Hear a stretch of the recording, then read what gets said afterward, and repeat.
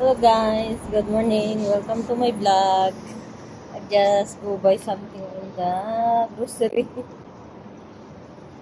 This is my favorite creation of God, the sunlight, especially the morning sun.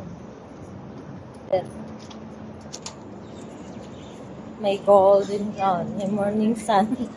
I just go to the Lulu to buy something.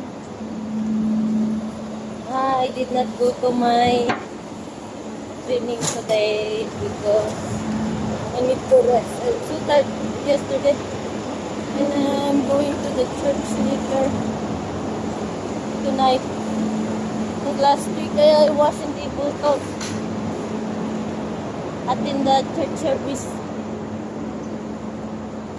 So I need to attend church service tonight because tomorrow I'm going back to my training. And also on Tuesday, Thursday, Saturday.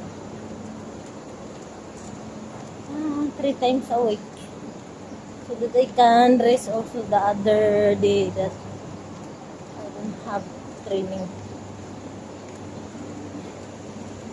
I can cook my food, and I can wash my clothes, clean the house. Now I'm washing the clothes. I'm folding the dry hanging clothes. Let's go to our house near Lulu.